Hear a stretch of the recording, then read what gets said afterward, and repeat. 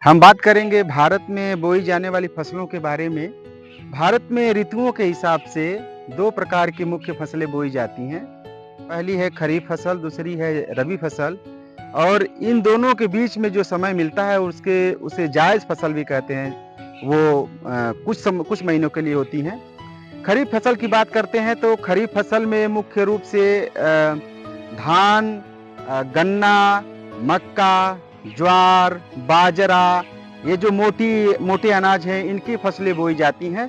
जो गर्मी के दिन से इसकी शुरुआत होती है जब मानसून का मौसम आता है, तो सामान्यतः मई के बाद से इसकी शुरुआत हो जाती है और ये सितंबर अक्टूबर तक काटी जाती हैं। जो आप बैकग्राउंड में देख सकते हैं इस समय जो फील्ड में वो हैं धान की फसलें जो है इस समय खड़ी हैं। पीछे गन्ना भी दिख रहा होगा। तो ये खरीफ की फसलें हैं और रबी फसलें मुख्यतया जो सर्दी ऋतु में शुरुआत होती है इसकी, अक्टूबर नवंबर से इसकी शुरुआत होती है बोना और मार्च अप्रैल तक जाते-जाते इसको काट लिया जाता है। मुख्य रूप से इसमें जो फसलें बोई जाती हैं वो हैं गेहूँ, जौ, चना, अलसी, ये जो क्रॉप है उसको बोया जाता है। अभी जो बैकग्राउंड में आपको जो ये फसल दिख रही है ये खरीफ की फसलें हैं, जो धान की फसलें हैं। धान की फसल अब कटाई शुरू हो गई है, कुछ दिन में ये खत्म हो जाएगा और खत्म होने के बाद इन खेत को फिर से तैयार करके रबी फसल की शुरुआत कर दी जाएगी बोना। तो रबी फसल जो है अक्टूबर नवंबर से वर्तमान समय में जो है इसका समय होने गया है। आलू भी बोया जा रहा है, सरसों बोया जा रहा है ना? तो इस समय से शुरुआत होती है और मार्च अप्रैल तक जाते-जाते जो गर्मी आने से पहले ही इन फसलों को पूरी तरीके से काट लिया।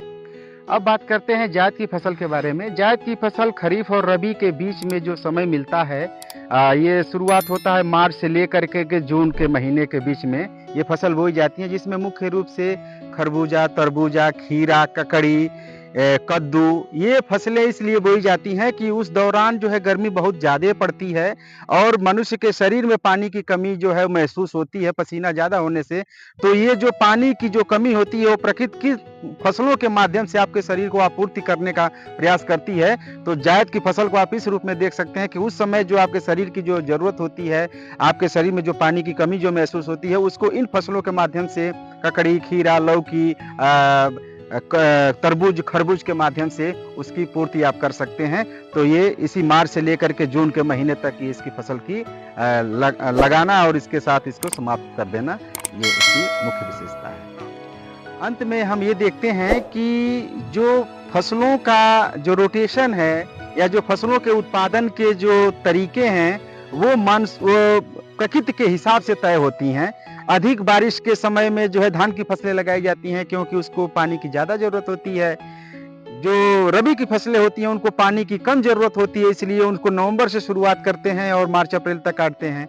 उसके बाद से जो जायद की फसल होती है उसको मार्च से शुरू कर के जून तक उसको पानी की कम ज़रूरत पड़ती है और आपके शरीर को भी वो पानी की कमी को पूरा करती है, इसलिए वो जायद की फसलें लगाती हैं।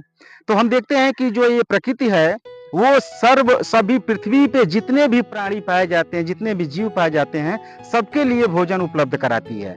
अगर हम प्रकृति के साथ सामंजस्य बनाए रखेंगे, प्रकृति का हम ख्याल रखेंगे, तो प्रकृति हमारा बखूबी ख्याल रखती है।